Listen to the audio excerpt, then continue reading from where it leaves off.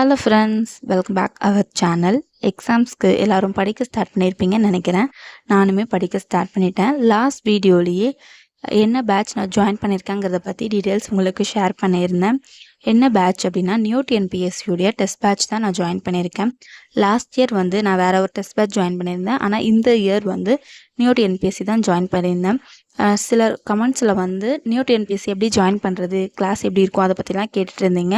நியூவாக நீங்கள் ஜாயின் பண்ண போகிறீங்க அப்படின்னா நியூ டிஎன்பிஎஸ்சி சேனல்லே பார்த்தீங்கன்னா டெஸ்ட் பேட்ச்க்கான வீடியோஸ் கொடுத்துருப்பாங்க. அதை கிளியராக பார்த்துட்டு என்ன சொல்கிறாங்கிறத தெளிவாக பார்த்துட்டு அதுக்கப்புறமா நீங்கள் ஜாயின் பண்ணிக்கோங்க. அவங்க வாட்ஸ்அப் நம்பர் கொடுத்துருப்பாங்க. வாட்ஸ்அப்பில் கூட உங்களுக்கு டவுட் ஏதாவது இருந்ததுன்னா நீங்கள் கேட்டுட்டு அதுக்கப்புறம் ஜாயின் பண்ணிக்கோங்க. இது எந்தவித பெய்ட் ப்ரமோஷனும் கிடையாது. நான் இப்போ படிச்சுட்ருக்கேன், அதை உங்கள் கூட ஷேர் பண்ணிக்கிறேன். ஜஸ்ட் அவ்வளோதான், வேறு எதுவும் கிடையாது. இப்போது லாஸ்ட்டாக நடந்த 2025 குரூப் 4லேருந்து நம்ம நிறைய விஷயங்கள் கற்றுக்கிட்டு இருப்போம். கற்றுக்கிட்டு நிறைய பேர் இந்த டிஎன்பிஎஸ்சி ஃபீல்டை விட்டு ஒதுங்கியிருப்பாங்க. சிலர் வந்து இவ்வளோ கஷ்டத்தையும் தாண்டி ரீஸ்டார்ட் பண்ணியிருப்பீங்க. ரீஸ்டார்ட் பண்ணவங்களுக்கெல்லாம் மிகப்பெரிய வாழ்த்துக்கள். பிட் பண்ணவங்களுக்கெல்லாம் நான் எதுவும் சொல்ல விரும்பலை. ரீஸ்டார்ட் பண்ணவங்களை பற்றி மட்டும் பேசலாம். நானுமே அவ்வளோ கஷ்டத்தையும் தாண்டி நான் அகைன் ரீஸ்டார்ட் பண்ணியிருக்கேன். ரீஸ்டார்ட் பண்ணுறதுங்கிறதே இப்போ இருக்க சுச்சுவேஷனில் ரொம்ப கஷ்டம்தான். ஏன்னா அவ்வளோ போராட்டம், நம்ம எதிர்பார்த்தது ஒன்று, நடந்தது ஒன்று, ஏமாற்றம், நிறைய விஷயங்கள் நடந்தது. ஆனாலுமே ஏதோ ஒரு உந்துதல், நம்ம படிக்கணும், நெக்ஸ்ட் இயரில் நம்ம எக்ஸாம்ஸ் கிளியர் பண்ணணும் தான் படிக்க ஸ்டார்ட் பண்ணியிருக்கோம். இப்போ ரீசெண்ட் டேஸில் யூடியூப்பை ஓப்பன் பண்ணாவே டிஎன்பிஎஸ்ஸை பற்றி ரொம்ப நெகட்டிவாக டீமோட்டிவேட் பண்ணுற மாதிரி நிறைய வீடியோஸ் ஷேர் ஆகிட்டுருக்கு. நான் இந்த டீமோட் பண்ணுற வீடியோஸ்லாம் நான் பெருசாக பார்க்க மாட்டேன். பட் இருந்தாலும் கண்டினியூவஸாக அதே வீடியோஸ் வந்துட்டுருக்கு. ஒரு வீடியோவில் வந்து ஒரு சிஸ்டர் அந்த மாதிரி தான் போட்டிருந்தாங்க, 5 இயர்ஸ் படித்து நோ யூஸ், நான் வந்து குவிட் பண்ணுறேன் அப்படின்னு. அவங்க வந்து வீடியோவில் கமெண்ட்டில் என்ன மென்ஷன் பண்ணுறாங்கன்னா, நான் வந்து டீமோட்டிவேட் பண்ணலை, எனக்கு நடந்ததை தான் சொல்கிறேன் அப்படின்னு சொல்கிறாங்க. ஆனால் வெறுமனே பார்க்குறவங்களுக்கு அது வந்து வெறும் டீமோட்டிவேட்டிங் மட்டும்தான் எனக்கு தோணுது. ஆல்ரெடி ஃபீல்டில் இருக்கவங்களுக்கு தெரியும் டிஎன்பிஎஸ்சினா என்ன, இதுக்குள்ளே எப்படி நம்ம சர்வைவ் ஆகணும், என்ன பண்ணணும், எப்படி போராடணுன்றது ஓரளவுக்கு நாலேஜ் இருக்கும். புதுசாக இப்போ தான் படிக்கலான்னு ஸ்டார்ட் பண்ணுவாங்க, காலேஜ் படிச்சுட்டு இருப்பாங்க, இப்போ தான் காலேஜ் முடிச்சு ஃப்ரெஷராக இருப்பாங்க. அவங்களுக்குலாம் அந்த மாதிரி வீடியோஸ்லாம் பார்க்கும்போது ஒரு கன்ஃபியூசிங் மைண்டாக இருக்கும். எதுக்கு நம்ம இந்த ஃபீல்டுக்குள்ளே இருக்கணும், எதுக்கு நம்ம இதை சூஸ் பண்ணணும் அப்படின்னு. நம்மளுக்குமே சில நேரம் இந்த ப்ரிப்ரேஷனில் இருக்கும்போது தோணும், நம்ம எதுக்கு தான் படிக்கிறோம், என்ன யூஸ், நம்ம என்ன ஆக போகிறோம், ஒன்றுமே ஒரு பிளாங்க் ஆகும். இந்த மாதிரி டிமோட்டிவேட்டிங் வீடியோஸ் பார்க்கும்போது ஸ்ட்ராங்காக தான் நம்ம இருப்போம். ஆனாலுமே சம்டைம்ஸ் வந்து நமக்கே ஒரு டவுன் ஆகுற மாதிரி இருக்கும். நிறைய பேர் இந்த சிச்சுவேஷனை ஃபேஸ் பண்ணியிருப்பீங்கன்னு நினைக்கிறேன். நானுமே சம்டைம்ஸ் அப்படி தான் நினைப்பேன். இதுக்கு இவ்வளோ கஷ்டப்படணும், இவ்வளோ கஷ்டப்பட்டு படிக்கணும், படித்து நமக்கு யூஸ் ஆகுமா, ஆகாதா, கிடைக்குமா, கிடைக்காதா, அந்த மாதிரி நிறைய மில்லியன் ஆஃப் கொஷின்ஸ் வந்து நம்ம மைண்டுக்குள்ளே ஓடிக்கிட்டே தான் இருக்கும். இதுக்கெல்லாம் ஒரு சொல்யூஷன் அப்படின்னா நம்ம எடுக்க போகிற அந்த ஜாப், நம்ம கையில் கிடைக்கக்கூடிய அந்த ஒரு போஸ்டிங்காக மட்டும்தான். இந்த உலகத்தில் எந்த ஒரு விஷயமே சரி ஈஸியாக நமக்கு கிடைக்காது. அப்படி ஈஸியாக அது கிடைச்சாலும் அது நடக்காது. இதுதான் ஃபேக்ட்.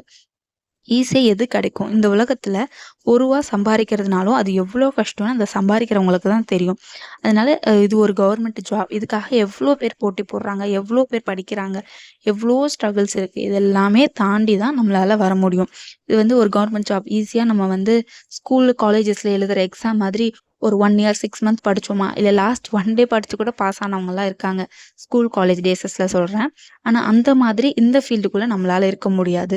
இந்த TNPSC or UPSC any government exam எதுவாக இருந்தாலுமே அதோடைய ப்ரிப்ரேஷன் எல்லாமே ஒன்று ஒரு ஸ்டேஜில் தான் இருக்கும்.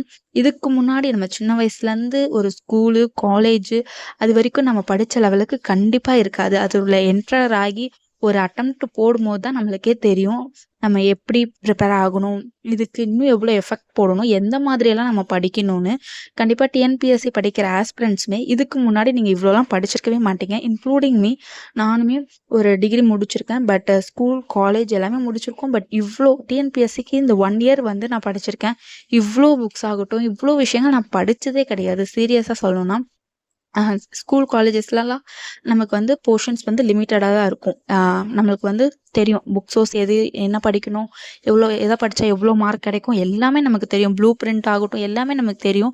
கரெக்டாக அதை படிப்போம், அதில் மார்க் எடுப்போம். நான்லாம் ஸ்மார்ட் ஒர்க் தான். ஃபுல் புக்கெல்லாம் நான் படித்ததே கிடையாது. பட் இப்போது நம்ம ஒரு காம்படிட்டிவ் எக்ஸாமில் இருக்கோம்னா கண்டிப்பாக நம்மளோட எஃபெக்ட் வந்து அதிகமாக தான் இருக்கும். இதுக்கெல்லாம் ஓகே என்னால் முடியும்னு நினைக்கிறவங்களால மட்டும்தான் இந்த ஃபீல்டில் சர்வைவ் ஆகி கண்டிப்பாக ஜெயிக்க முடியும். ஒரு டவுட்டிங்லேயே இருந்தால் கண்டிப்பாக நம்மளால் ஜெயிக்க முடியாது. ஸோ உங்களுக்குமே இந்த வீடியோஸ்லாம் நிறைய டிமோட்டிங் ஆகுற மாதிரி யூடியூப்பில் நிறைய வீடியோஸ் வந்தாலும் சரி, சுற்றி இருக்கவங்க என்ன பேசினாலும் சரி, நீங்கள் இந்த ஃபீல்டு தான் முடிவெடுத்து உள்ளே வந்துட்டீங்க. ஒன்ஸ் நீங்கள் படிக்க ஆரம்பிச்சிட்டிங்கன்னா அதெல்லாம் காதில் வாங்காதீங்க. உங்கள் பாத் எதுவோ, உங்களுடைய கோல் எதுவோ அதை நோக்கி நீங்கள் வந்து போய்கிட்டே இருங்க. சொல்கிறவங்க சொல்லிட்டு தான் இருப்பாங்க, பேசுகிறவங்க பேசிட்டு தான் இருப்பாங்க. நமக்கு தான் தெரியும் நம்ம எவ்வளோ ஸ்ட்ரகிள் ஆகுறோம், எவ்வளோ கஷ்டப்படுறோம், எவ்வளோ எஃபெக்ட் போடுறோம். நம்மளுடைய ட்ரீம், நம்மளுடைய பேஷன் எல்லாமே நமக்கு தான் தெரியும். உங்களுடைய வேவை நீங்கள் ஃபாலோ பண்ணுங்கள். உங்களை சுற்றி இருக்கவங்க நிறைய பேசுவாங்க, உங்களை புரிஞ்சிக்கவே மாட்டாங்க. ஈவன் தோ உங்கள் கூட இருக்கவங்களே கூட நம்ம சொல்கிறத புரிஞ்சிக்க மாட்டாங்க. இருக்கட்டுமே, நமக்கு தெரியும் என்ன பண்ணால் எப்படி பண்ணால் நம்மளால் முடியும்னு. அதை நோக்கி போங்க. கண்டிப்பாக ஒரு ஃபஸ்ட் அட்டெம்ப்ட்லேயே நம்மளால் ஜெயிக்க முடியுமானா முடியும். பட் இப்போ இருக்க சுச்சுவேஷனில் ஃபஸ்ட் அட்டெம்ப்ட்லேயே ஜெயிக்கிறதுங்கிறது கொஞ்சம் கஷ்டம்தான். அப்போது ஃபஸ்ட் அட்டெம்ப்ட்லேயே போயிடுச்சே, இது நமக்கு வேலைக்கு ஆகுது, செட் ஆகுதுன்னு தூக்கி போட்டிங்கன்னா அதை விட ஒரு முட்டாள் வந்து வேறு யாருமே கிடையாது. ஒரு அட்டெம்ப்டில் போனாலும் பரவாயில்ல, நான் நெக்ஸ்ட் அட்டெம்ப்டில் அதெல்லாம் சரி பண்ணிவிட்டு ஜெயிப்பேன்ற ஒரு கான்ஃபிடென்ஸோடு இறங்குனா மட்டும்தான் நம்மளால் போராட முடியும். நம்ம எந்த விஷயம் ஸ்டார்ட் பண்ணாலுமே அதுக்கு வந்து பாசிட்டிவாக சொல்கிறவங்க விட நெகட்டிவாக சொல்கிறவங்க தான் அதிகம். ஒரு 10 பேர் இருக்காங்கன்னா பாசிட்டிவாக ஒருத்தர் தான் சொல்லுவாங்க, நெகட்டிவாக 9 பேர் சொல்லுவாங்க. அப்படிப்பட்ட உலகம் தான் இது. நீங்கள் ஒன்ஸ் உங்களுடைய ட்ரீம் இதுதான், பேஷன் இதுதான் செலக்ட் பண்ணிட்டீங்க, அதை நோக்கி ஓட ஆரம்பிச்சிட்டிங்கன்னா நடுவில் ஸ்டாப் ஆகாதீங்க. உங்களால் எவ்வளோ முடியுதோ இல்லை, அதை எப்போ அடையிறோமோ அது வரைக்கும் ஓடி தான் ஆகணும். இதுக்கெல்லாம் நம்ம ரெடியாக தான் இருக்கணும். ரெடியாக இருந்தால் மட்டும்தான் நம்மளால் ஜெயிக்க முடியும். காம்படிட்டிவ் எக்ஸாம்ஸை பொறுத்த வரைக்கும் ஃபஸ்ட் அட்டெம்ப்டில் ஜெயிச்சவனும் இருக்கான், 10 அட்டெம்ப்டில் எழுதி தோத்தவனும் இருக்கான், அந்த 10வது அட்டெம்ப்டில் கூட ஜெயிச்சவனும் இருக்கான். அதனால அவங்கவுங்க கெப்பாசிட்டியை பொறுத்து அவங்க எப்படி படிக்கிறாங்க, அவங்க அந்த எக்ஸாம்ஸை எதிர்கொள்கிற விதம் எல்லாத்த பொறுத்து தான் அவங்களோட வெற்றிங்கிறதும் இருக்குது. ஏன்னா மற்றவங்கள பார்த்து நம்ம கம்பேர் பண்ண முடியாது. நம்மளோட ஸ்ட்ரென்த் அண்ட் வீக்னஸ் எல்லாமே நமக்கு தான் தெரியும். நம்ம எந்த அளவுக்கு எஃபெக்ட் போடுறோம், எந்த அளவுக்கு நம்ம கோலில் கரெக்டாக நம்ம ரீச் பண்ணுறோங்கிறத பொறுத்து தான் நம்மளுடைய சக்ஸஸும் இருக்குது.